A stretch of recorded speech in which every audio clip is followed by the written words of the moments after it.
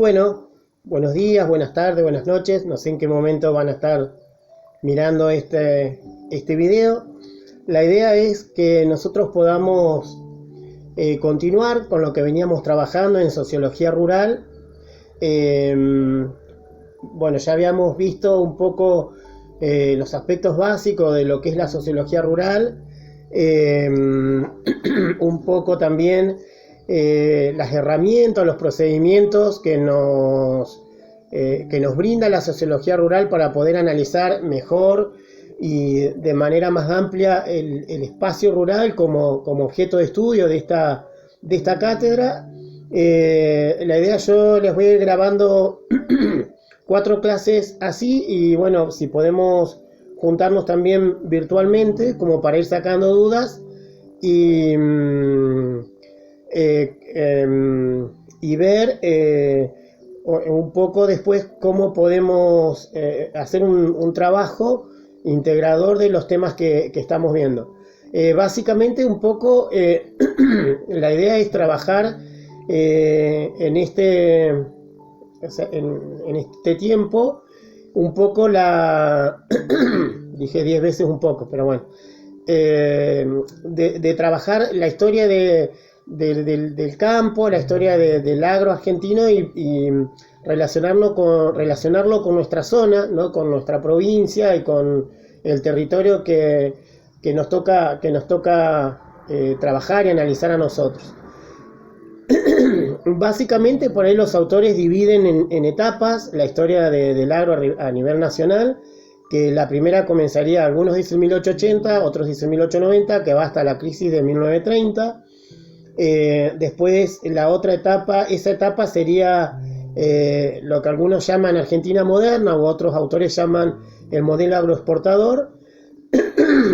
Otra etapa va de 1930 a 1976, que es la etapa de la industrialización por sustitución de importaciones, la organización institucional y digamos la reorganización del papel del Estado. Después tendríamos una tercera etapa de 1976 a 1983, que es la última dictadura militar, que tiene implicancias nefastas y muy directas, sobre todo sobre la estructura social agraria argentina en cuanto digamos, a profundizar diferencias y la grieta, como le llamamos en la actualidad. Y la última etapa sería la democracia de finales del siglo XX y con los comienzos del siglo XXI, que sería desde 1983 hasta la actualidad, con algunas diferencias desde el 2005, digamos, de 1983 a 2004, 2005, y hasta después desde el 2005 hasta la fecha, ¿no? En esta primera clase, en este primer video, vamos a tener en cuenta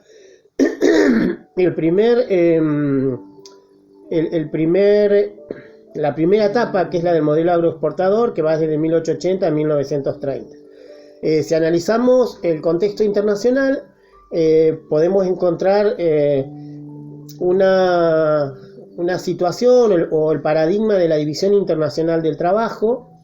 Se dan los inicios del sistema capitalista, donde hay países que van a hacer fábricas, son los que van a producir,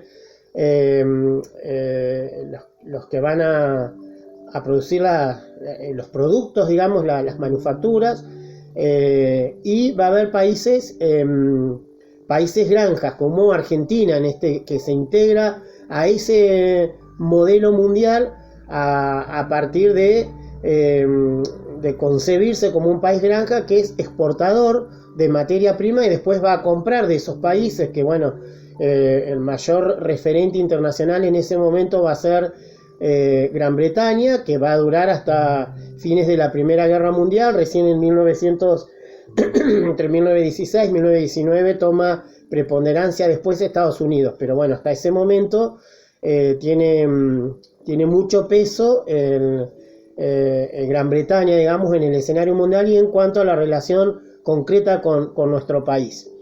En esto también podemos tener en cuenta alguna cuestión que tiene que ver con la filosofía y con la sociología. Aparece el positivismo, que así resumidamente sería la concepción de entender el avance y la transformación de las sociedades a partir de la modernización, de la incorporación de tecnología, ¿no? Del crecimiento en cuanto a lo tecnológico y a lo material, ¿no? Concretamente, por ejemplo, van a jugar un rol importante los frigoríficos, van a jugar un rol importante los ferrocarriles y también, por ejemplo, el telégrafo.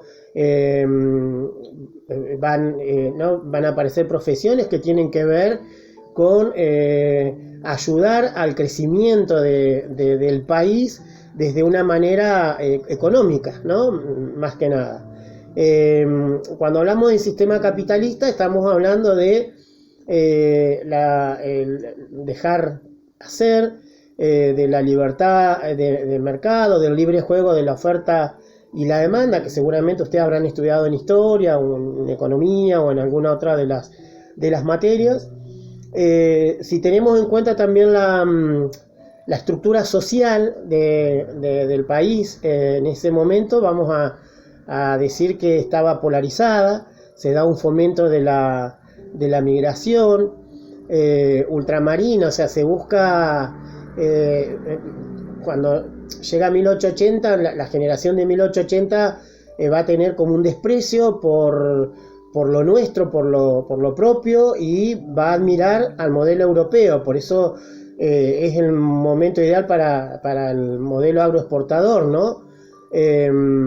Por ahí, si analizamos el Martín Fierro, no sé si lo analizaron en literatura, se puede entender básicamente por ahí el menosprecio del indio y del gaucho, como se llamaban en ese momento, y cómo se valorizaba. Tenemos una figura como Sarmiento, Domingo Faustino Sarmiento, que si bien tiene de reconocible el avance en materia educativa, creación de escuelas, se dan también leyes que tienen que ver con la laicidad del Estado, aparece el código de comercio, el código civil. Hay un avance legal y que tiene que ver con el crecimiento de nuestro país como Estado, fortaleciéndose.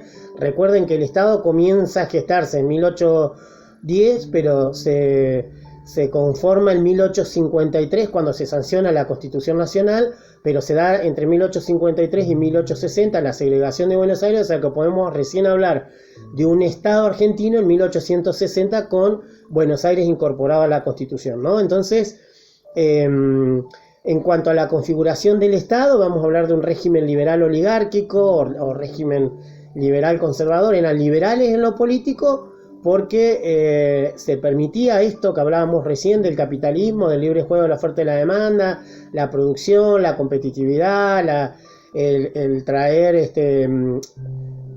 capitales extranjeros, formar sociedades en ese sentido, pero el poder político estaba concentrado en pocas manos. Por eso se dice que es un modelo desde lo político conservador oligárquico. En este sistema de país, ¿cómo se incorpora la Patagonia? ¿Qué pasaba en nuestro territorio? Bueno, en nuestro territorio estaba poblado, digamos, por los pueblos originarios. Hay toda una discusión. Nosotros vamos a hablar del pueblo, por lo menos yo comparto la visión de nuestros hermanos originarios del Parlamento Mapuche, que hablan de el pueblo Tehuelche Mapuche, ¿no? Eran los dueños de estas tierras. No es que estaba despoblada, pero bueno, para la visión de un país que se decía federal, pero era básicamente centralista porque todo estaba centrado en Buenos Aires, decían había que salir a poblar territorio, que sería la Patagonia, la zona de Chaco también, ¿no? Del norte, que estaba poblado porque había gente, había una cultura, no se supo incorporar. En 1876 se da la primera expedición militar al mando de Adolfo Alsina, que se logran en ese momento la incorporación de 56.000 kilómetros cuadrados de tierras para el Estado Nacional. Ahí se logra la zanja, así, o sea, se corre el territorio para el sur de Buenos Aires, lo que sería el norte de la Patagonia, pero recién en 1879, con Julio Argentino Roca como ministro de guerra, se da una campaña ofensiva contra los pueblos originarios. En los libros de historia, durante años, cuando yo estudié, cuando estudiaron sus papás, y en muchos de ahora se habla de lo que fue la conquista del desierto. En realidad no era un desierto. De hecho hay un libro, miren, Río Negro, que no tenemos mucha información, Río Negro pasado y presente, miren la foto que tiene, que es la de Roca llegando, ¿no? Así triunfante. Y en realidad, bueno, yo comparto la postura de que fue un genocidio de nuestros hermanos de los pueblos originarios. En 1879, como les decía, Roca realiza una campaña ofensiva porque incorpora tecnología, armas, ¿sí? Estaban los fusiles, el Remington. Por eso hay una canción que dice me impusieron sus credos y su forma de ser con el Remington antes y las leyes después, porque primero fue con esta campaña ofensiva y sanguinaria, con fusiles y demás, y después, bueno, después el Estado incorporó y aniquiló la población originaria y hicieron leyes que no eran. Recién en 1983 comienza a gestarse todo un movimiento de reconocimiento de nuestros pueblos originarios. Además del Remington, estaba la cuestión de los ferrocarriles, por eso le ayudó la tecnología a esa campaña ofensiva, y el telégrafo. Y en mayo de 1879, Julio Argentino Roca logra el avance definitivo sobre el Río Negro, incorpora 605.000 kilómetros cuadrados de tierras, ¿no? Y también para el Estado Nacional, y también la desintegración del mundo indígena, el aplastamiento y el avasallamiento de nuestros pueblos originarios. Las tierras quedaron en manos de los soldados, primero, que habían participado, es como que le daban de premio, pero rápidamente hubo todo un movimiento y un manejo de compras y de compra-venta, digamos, y casi todas las tierras quedaron en manos de terratenientes, ¿sí? Después vamos a analizar un poquito el tema de las estancias de esta zona que se incorporaron. Nosotros estábamos hablando de 1880 a 1930. Bueno, vamos a hablar un poco de la llegada del ferrocarril y vamos a ver el tema de la estancia Maquinchaba, estancia Leleque, estancia Ñorquinco, estancia Huenuluán, la de acá, ¿no? Bueno, ya en la presidencia de Roca, el 16 de octubre, porque es mi cumpleaños, me acuerdo siempre, de 1884, se sanciona la ley 1532, que es la de creación de territorios nacionales, ¿sí? Donde se va a incorporar el territorio de Río Negro, y en realidad esta ley lo que busca es la creación se crean varios territorios, bueno, entre ellos el territorio nacional de Río Negro, para garantizar el control y la presencia del Estado en las tierras incorporadas. Me había agendado algo acá. En ese momento el presidente designaba a un gobernador, ¿sí? El centro del territorio nacional de Río Negro fue Viedma. Y se lanza el proyecto de civilizar la región, poblarla, decían. Bueno, ya habían matado a la población que estaba, nunca hubo una fusión cultural, ¿no?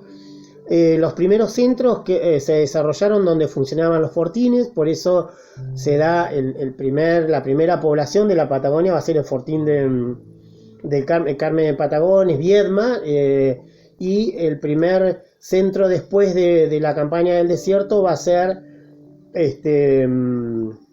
General Roca. En este libro, porque no hay mucha bibliografía, en este que les decía de Río Negro pasado y presente, habla un poquito de la línea sur. Y en realidad, bueno, dice que una de las como había organizado por ahí la campaña ofensiva Roca, una de las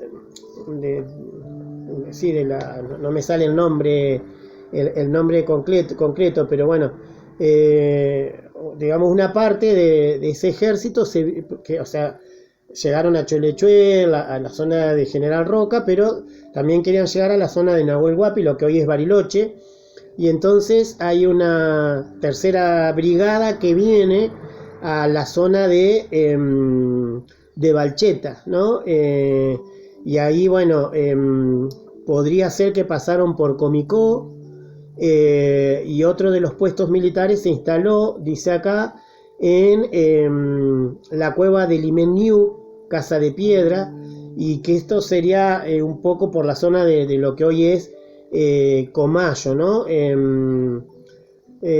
Digamos que había pocos soldados en esta zona, pero la idea era llegar a Bariloche, digamos, ¿no? Y bueno, eso sería la primera parte, ¿no? Después, ya una vez incorporado digamos, el territorio nacional a la organización del Estado, y ya con el avance de los ferrocarriles se fue ocupando el territorio, o sea, llegaron a San Antonio Oeste, digamos, a principios de 1900, y acá ustedes saben que en Jacobasi llegó el ferrocarril, y justamente por el ingeniero que diseñó la línea esta ferroviaria, que se iba llamando Punta Riel hasta donde llegaba. Por eso el primer nombre que tuvo nuestro pueblo se habla Nahuel Nilleo, donde hubo una garganta. El primer asentamiento acá estuvo en la zona de Quetrequile, y después con la llegada del ferrocarril se da 1916, que es donde podemos hablar ya de una población concretamente donde hoy estamos, ¿no? En San Antonio, digamos, comienza la llegada del ferrocarril en 1910. Acá juega un rol importante el telégrafo, que permitía la comunicación, ¿no? Y bueno, nosotros en realidad Jacobasi tiene un antecedente que es, como les dije recién, Nahuel Nilleo, que es el nombre digamos, del paraje donde se emplazaría la localidad de Jacobasi. Tenía ese nombre, según Casamiquela, el significado era donde hubo una garganta, y sería de Bostehuelche. Y fue la primera denominación que tuvo la población acá a principios de siglo, ¿no? Cuando hablamos de un paraje, como hoy hablamos de Atraico, de Colanconué. Bueno, esto es obviamente en realidad ya en 1870 se puede decir que hubo alguna llegada, y por ahí algún relato de los pueblos indígenas que estaban habitando acá, ¿no? Bueno, Jacobasi es designado con el nombre de ingeniero Jacobasi en 1925 en honor o en homenaje al ingeniero Guido Jacobasi, que había estado a cargo, como dijimos, de esta línea ferroviaria. La primera comisión de fomento en nuestra localidad se da por el año 1919, y a partir de ahí, bueno, en 1919, 1922, el primer intendente, puede hablarse con el nombre de intendente, de 1969, 1970, pero bueno, por ahí son datos históricos que a lo que es nuestra materia no tiene mucha relevancia, pero bueno, sí es importante para poder analizar después nosotros la estructura social agraria, el rol que va a jugar el gobierno nacional, siendo territorio nacional el gobierno provincial, Recordemos que cuando esto es territorio nacional, no había, la democracia no existía, digamos, acá en estos territorios. Eh, hasta que se crea, hasta que es creada como provincia, ¿no? Que vamos a ver después.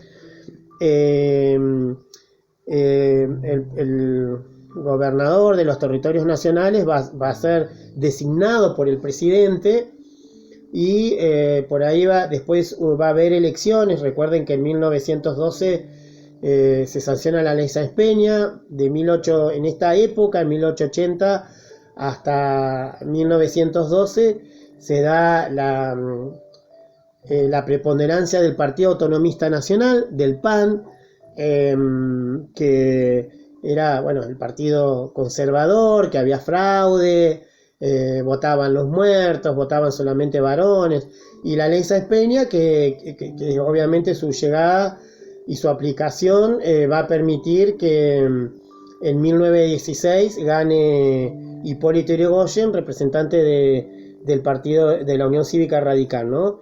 En ese momento, en los territorios nacionales, únicamente después, cuando se sanciona la ley, va a haber elecciones en los municipios que tuvieran más de 30.000 habitantes, o sea que no había casi acá, ¿no?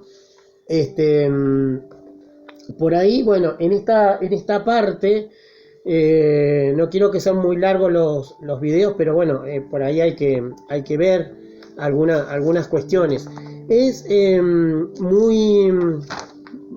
o sea, es complicado por ahí hablar de nuestra zona en esa época, pero sí, bueno, vamos a ver cómo se van incorporando los diferentes actores a nuestra economía. Vamos a tener los terratenientes, vamos a tener a un pueblo originario que eran los dueños de estas tierras, que fueron relegados, que fueron corridos, que después pasaron a ser mano de obra barata para quienes venían. Podemos tener un poco de historia de los mercachifles, la llegada de muchos sirios libaneses a esta zona, algunos españoles, italianos, que se van a asentar y como dueños de los grandes espacios rurales, de los campos. Por eso se dicen terratenientes o latifundios, que eran grandes extensiones de tierra en manos de unos pocos, ¿no? Y bueno, o sea, la parte económica va a estar muy ligada a lo social. Si queremos hablar, porque para analizar la estructura social es importante tener en cuenta la renta, la distribución y la tenencia de la tierra. Bueno, y es una realidad compleja, o sea, porque en realidad tenemos que decir que se fueron adueñando de tierras que ya tenían dueños, relegando a la población originaria. Muchos mantuvieron sus campos, y bueno, en ese momento pasaron a ser muchos dueños de las tierras, pasaron a ser después empleados pagados casi de la nada, ¿no? Después casi con nada. Hay que también tener en cuenta que acá era más difícil, no es lo mismo la tenencia de la tierra en nuestra zona, en Río Negro y en la zona, que en la zona pampeana de Buenos Aires, donde es más húmeda, más fácil, hay más producción. Acá vamos a decir que la estructura social agraria tuvo como eje fundamental la ganadería, y sobre todo la ganadería ovina, que seguramente ustedes ya lo han visto en algunos de los sistemas de los talleres o en algunas otras materias, ¿no? En realidad, bueno, lo que sí se puede decir que si ustedes ven o analizamos algunas de las estancias, al ser grandes extensiones, estos latifundios tuvieron, y por la capacidad financiera que tenían los dueños de las tierras, se puede decir que hubo gran aplicación de tecnología en cuanto a que se probaron y se aplicaron técnicas de cultivo, tratamiento y refinamiento de razas o variedades, porque eran, al ser dueños con mucho dinero y al tener que pagar poco, porque eso es la realidad. Por ahí nosotros no tenemos muchos relatos de esa época, no hay mucha bibliografía, pero sí lo que tenemos que ver es que un peón rural era explotado, y más en esta zona donde habían perdido muchísimo, o sea, porque perdieron la cultura, perdieron sus credos, perdieron su lengua. Fíjense que la gente de los pueblos originarios, como eran perseguidos, y reprimió su idioma, ¿no? Que bueno, ahora le decimos lengua. Hay, por ejemplo, estoy mirando acá, en la estancia de Maquinchao, se llamaba The Río Negro Land Company Limited. Fíjense, una compañía manejaba la estancia de Maquinchao, que por ahí muchos la deben conocer, porque cuando pasamos por la ruta 23 se pasa por esa estancia. Y por ejemplo, bueno, esa era de ingleses, y por ejemplo acá nos dice que por el año 1926 anunciaba en Londres extraordinarias ganancias gracias al refinamiento introducido en sus planteles, mientras que en la zona de Bariloche en 1930 la estancia del Cóndor, de 22 lenguas de campo de raza, exportaba solamente ese año 30.000 lanares. Fíjense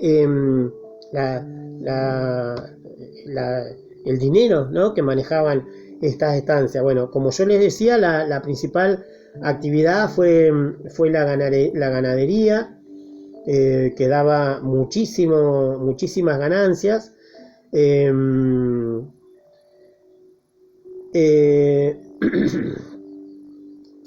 1909, 1910 ya estaban trabajando, digamos, algunos acá, y obviamente la llegada del ferrocarril revolucionó todo, ¿no?, en esta zona.